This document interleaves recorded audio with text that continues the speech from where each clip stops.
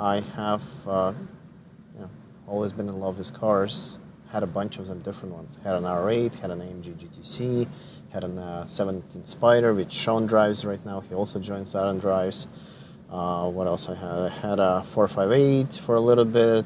I had a G-Wagon. I had a So you had a lot. I had a lot. I had a fleet few. of cars. I have 16 on orders right now, and they're all coming over the next 3 years. Like, I keep them 2 to 4 to 5 months. And then you like change. this one, I have 2 more races to do on a track, and after August 5th, it's gonna go back to dealership. Okay. My McLaren R2 is coming in the end of August. My Huracan STO is coming in November. Nice. Then I have to check my list what's coming next year. That's amazing.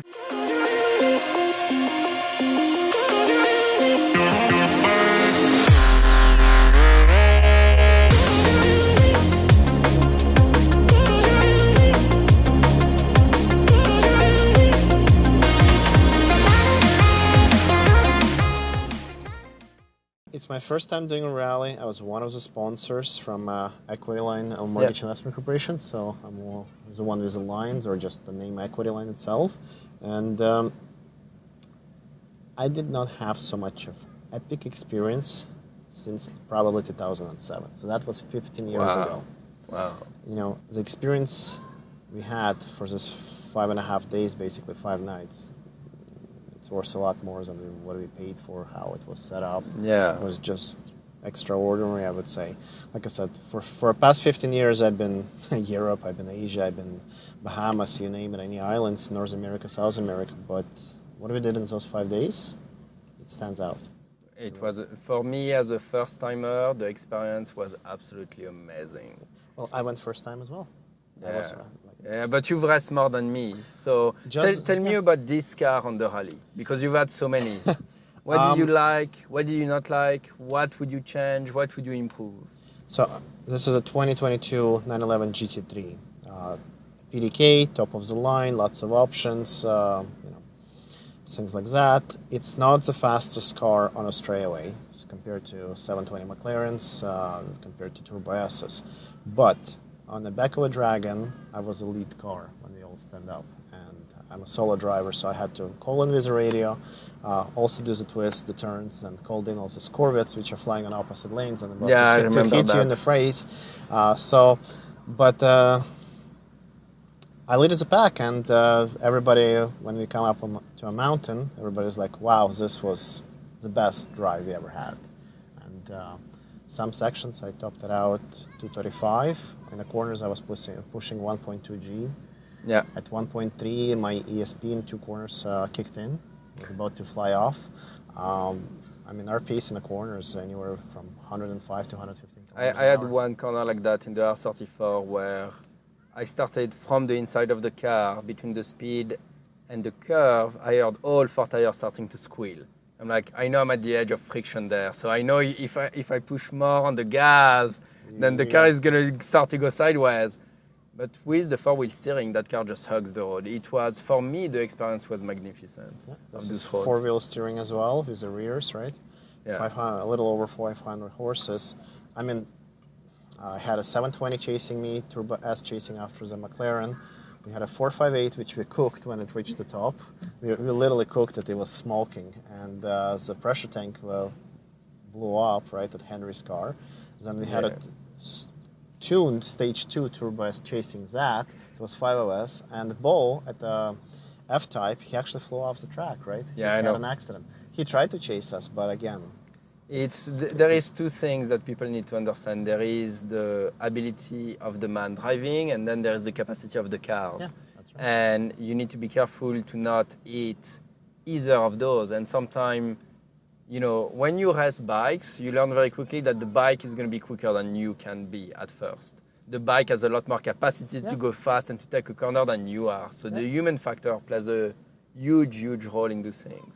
Well, and it's interesting. See, if it wasn't for blinds, if at least I drove that back of a Dragon section specifically, which was more intense, if I drove it at least 2 or 3 times, I think we can lift it up by another 15, 20 kilometers more. But again, it's blind, first time on that road. And oncoming traffic. Oncoming traffic, we can deal with that.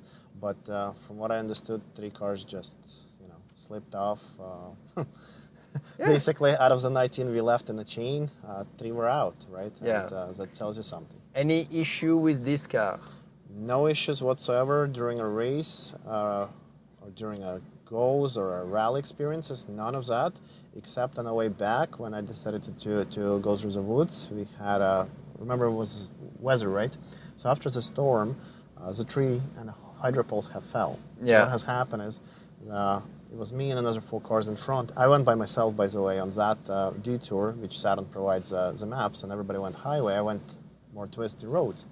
So the guy had a chainsaw. We cut the trees, we cut the hydro poles, so we cleared the way for everybody. And I was going over some of those hydro poles, and I put a nail in my. Yeah, I saw the pictures, long like that, Well, it was just long- it was long- something long screw. monstrous. Yeah, it was long screw and in my right rear tire. So I was just popping air like every 40 minutes or so. But I drove home for about 370 kilometers, just putting air and keep on going. It was fine. I mean, I could have put a plug, but again, the car is so low, I couldn't reach properly to do it. And it's right in the middle. So the thing I had in my trunk, I had a 3-ton low profile jack. Oh, so you actually have a jack. See, this car doesn't have a jack. Yeah, so I brought it because it was the first experience, and I was with Stan there, and they were like, what happens if we have a flat? It's like, tell you what, I'll bring my jack. If we don't need it, we don't need it. If we need it, we have it. It's one of the things. What goes into your rally kit? Do you have a rally kit? I have a rally kit in front, so I have a med kit, I have a flat repair kit, I have an air compressor with a battery and with a 12-volt wire. I have, so basically the napkins, the wipers, a couple of jugs of 1-liter oils, just in case for the engine, in case you need to. I have a little bit of a coolant in the bottle, just in case you need to top up. Again, keep in mind this is Porsche. It does not require maintenance at all. Like, this is a bulletproof engine, this is a bulletproof cars. If I was driving something else, I would probably have more things to prepare. But in this one, again, I went out, I had over 6,000 kilometers. I'm 11,200 right now, around there. So no, I wasn't anticipating any issues with any car. Yeah, that works well. Yeah. I bought a bit of oil, I bought a bit of Windex, I bought a bit exactly. of, simple stuff, but that's the thing, it's always the same thing. If you need it, you're going to be in the worst location possible, needing it in the middle of the bush. Yeah. And then having it's like, just stop up and keep going. It's fine for everybody. That's awesome. It was epic. If anybody is a driver, I'm not gonna say a fanatic, but I'm gonna say in a nicer words, is a real driver, and wants an epic experience. This is the roads to take. Yeah. So Gumball, for example, I was talking to Reagan, right, and he went on the Gumballs this year in 2022, and he paid over 6-figure number, and he came back and he did this rally with us, the Ace of Spades, and he says, guys, Gumball should refund me because it was poorly organized compared to what we had. We had maps, we had radios, we had 5-star hotels, we had an amazing crowd, and you don't get celebrities. You don't get celebrities, but again, if you're a driver, and I'm going to repeat that, if you're a fanatic, if you're a driver, this is a rally for you. If you're there to just, hang out for a coffee, maybe this is not for you. But if you're a real driver, this is... It was a lot of driving every day, some intense driving. We had a few cars break down, a few cars slip up, a few tires punctured, and a few rims destroyed. I'm actually going to interview James in Ohio later on. So we're going to get to speak about how he munched one of his wheels. Well, you should talk to a couple other guys from Toronto, like Andrew, right? Acura and the Sax. He couldn't find the rims, so he drove back in his Golf R, I believe, to continue the rally. AMG GTR is a black one, right? The guy who had a birthday. He drove back to Toronto because the United States didn't have his rims, so he replaced it overnight in Toronto and drove back again. So, I mean, there's a lot of people who... Lotus is spirit. He didn't even make it. He broke down at the stop of the Sky Bridge. Pac-Man broke down there, and I drove past him, and I was heartbroken because I knew when I saw the breakdown that car was not going to start again. Yeah. Because it's one of the things with all cars, either they will run well, or you're going to get a failure, and finding why you have that failure can take you a long time. It's not necessarily something bad or expensive, but finding what it is can take a lot of time. Unlike a Porsche or in your car where you plug, you get the message, oh, I have a sensor that's failing over there. Do we find the sensor? I also brought in my kit the actual plug-in to reset The the reader, software, and a reader and resetter, and like you can do whatever you want to. Yes, that's what they had to do for the F-Type. Well, it's a good thing, Reset everything in our organization, right, how Saturn organized, we actually had a mechanic with a lot of tools. Yeah. So that was very helpful. It was supposed to be his vacation, but he was working like 24/7. Yeah, every night I went to the parking lot, he would be there replacing brake on the Bentley, then he was replacing a tire on the AMG, then he was always doing something. At some point I went to him to say hi, he's like, hey, what do you need? I'm like, nothing, buddy. I'm just saying hello. Don't worry. I take care of my car. If it breaks down, I fix it. It's fine. Unless it's on fire and I need someone to bring a bucket, we're good here. We're good.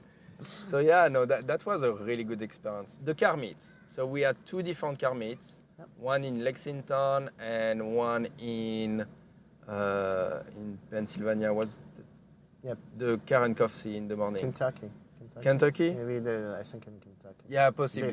Day four. There was so many things happening so fast. Day 4 we did it, yeah. So what do you think? I think the one which we did is on day 2, the one on the second parking lot open. I think that was awesome one because again, it was very separated. People came to us. It was all of us compared to the parking lot which we did at day 4. But the one which we did on a rooftop of a parking lot, and locals came around and raves in the engines, and cops came around, and everybody was chasing us at bike around. That was pretty cool. I have some amazing videos of that. That was interesting because it's like the cars were elevated above the street, and you could hear and go see the shenanigans going around, the cops going around, and we're just there. They're like, our cars are fine, so everything's fine. It was a really good night, and the interesting part, and I think that's partially my fault, is at some point I left the hotel when people started going in, and I started driving my car for the people. Then there was a crowd. Then I think the Aston Martin did the same thing, and it's just started over. And after the public started doing it, also I'm like, maybe I did something I shouldn't have. Like this escalated quickly. We were actually talking with Italian boys, and we were like, should we take our cars outside and also go do the circles? We were like, yeah, but it's only second day of a rally. We don't want to be pulled. You don't want to have tickets. Yeah. And it was Virginia as well. So. Yeah. So Virginia, tell us a bit about the rules, because I learned them as I was going through, and midway through driving when I was lost with the yellow S3. So I got lost with them. The question was, how fast I was supposed to go? And I said, not above 15 mph, just in case, because I've heard terrible things. So basically, from what I was told, if you're 20 miles over, you get a criminal charge, which two of our guys did, Anthony and the guy in a Mustang, right? So they got 21 miles and 22 miles, something like this. So they got criminal charges. If you're going 40 miles over, you get jail time anywhere from 30 days up to a year. And my story with Richard, right? We'll keep that aside. Well, maybe in a year or two we'll tell that story, but until then it's fine. Nobody needs to know. So yeah, that was. Sometimes you need to make quick decision in a fast car, and we'll leave it at that. Pretty much. And then basically then we crossed to Tennessee next day. I got 2 tickets. One on me pulling in the highway, 20 mile over. I think it was going 25, and he gave me 20 over, so 90 in the 70 zone. And I was just merging and starting to go. And I know, bizarre. And then on Twisty Road, Tail of a Dragon, so also was cops. Me just doing a 90-degree turn to the left, 63 mile in the 30 zone, and I see him, so I don't even accelerate on a straightaway. He's like, oh, you were clocked on a straightaway at 63. I'm like, no, I wasn't on a straightaway. I was just turning in, and I saw you. He's like, so what's your excuse? I'm like, I don't have an excuse, officer. Just write it up. At some point, you don't want to waste their time. You just want to be nice. I just want to give me my ticket, and I'm going to go. And then, they know, that's the thing that people need to understand. If you're nice to them and you're not doing something too excessive, they will write you up, maybe lower it a bit, and you're on your way, and everything's fine. And that's part of the game. Pretty much. We had a little scenario in Virginia, when the front group got stopped by the police, then myself and the S3, we had the police behind us. And we see a car coming our way, and he goes on the radio, guys, you have to turn back, they're coming this way. I'm like, no, but they're behind us too. It's like, it doesn't matter, you need to go back. So we double back, and I see Tan and another 2 cars, and we all double back, and we took a side road with a few hills. We did like 3 crescent, side of the engine off, and we wait. I'm like, I have no idea what's going on. It's my first time doing this. I don't know if I'm waiting for police to come and throw us in jail. I know we're in Virginia. I have no context of anything. But it was then we snuck. We did the 608, then the 606. Then we were back on the road. So I don't know if you did that bypass or... Because Saturn changed the road at some point. Well, yeah, because of... We know why. Yes, we did a detour a little, but we did a majority of that road. Okay. Yeah, we had to detour a little. Detour a little. Excellent. And that's exactly why you guys had a police in front, police in the back, police coming forward to you. We know the reason why. And yeah, so what happened is actually you guys keep on going forward and you guys turn left. We actually tripled back to the starting point. We slow drove, and then you guys turn left. This like basically on one of the roads. We passed that, and we turn left, and then we cut 2 more lefts and went all the way around town. I don't know. We stopped maybe 4 or 5 times. We saw a deer about to hit, rabbits. We went to some deep bush. And then at the end of the day, for Back of a Dragon store, we came in the middle of a pack, and me and Richard goes like, how the hell is that possible? We know we were the last people, like literally last, triple back on the same road, did a detour of an extra 25 miles on the side of a town, and we came in the middle of a pack. So that's the beauty of how this is organized. On the last day, I was actually behind the lead car. Okay. Not the Jag. Well. But behind the car that was that. And basically, he had to go to the hotel to prepare the end ceremony. So he was driving, and I was following him. And he kept going, and I had to pick up gas because literally at that stage, I wasn't looking at my speedo, I wasn't looking at my tach, I was looking at the gas needle just going down. I'm like, it's been 45 minutes, and I've used my tank, so I need... And the stops is arriving, so it's very smart how he plans it. Yeah. So I stopped, and literally within a minute and a half, everybody from all the groups start showing up. Okay. Because even though some people go very fast and some people go a lot slower, we're at most 2 minutes away. Within 15 minutes. 15 minutes, that much? Yeah, okay. 15 minutes. Because at least on that day, because it was the first stop of the day, we weren't that stretched yet. Okay, that wasn't so stretched yet. Yeah. You're talking about when we went from casino to the first stop. Yeah, we were still intact with everybody. Yeah. And I was surprised to just see everyone showing up. And like, at the start of the day, it doesn't matter if you leave last, you're not that far behind. On day 2, 3, it kind of changed. People get comfortable. Like for me, the first day... You find your own group. Yeah. Right? What I've discovered is that finding a group is not just about speed, it's about driving style. Yes. Like some people don't drive fast, but are very aggressive. Some people are not aggressive, but like driving fast when it's open. So it's not just about, to me, it wasn't a speed thing. It was finding people that match your driving style. Sometimes we would pass, so we would have someone slow down a bit and others go through. Doing all the time. And we're helping one another, and it's not just who's getting in first and going. And to me, that was a lot of fun because currently it's not a drive by yourself for yourself. It's a drive with it's a team. 4 or 5 people, and you have to sync together. So you end up from... You're in front, you're the only one that can merge, so you merge and you make room for everybody else. Now you're in the back, so someone else take that role, and you play with other people. You play, and exactly. It's a lot of fun, and it's hard to describe because at the same time... It's a different experience because you get to merge, you get to synchronize with all those other 4 or 5 drivers, and you become basically a unit. Like in an army, right? You're a unit, you're a tactical team. And one guy goes, if there's a big gap, everybody just goes. But if you're only squeezing in, you're slowing down, the other 5 merge in front of you, they pick up the pace and it just becomes a mess like that. And it's awesome. Thanks for watching our videos. Hope you like them. Make sure to like and subscribe to the channel. And if you have time, go check us out on other social medias to see what's going on.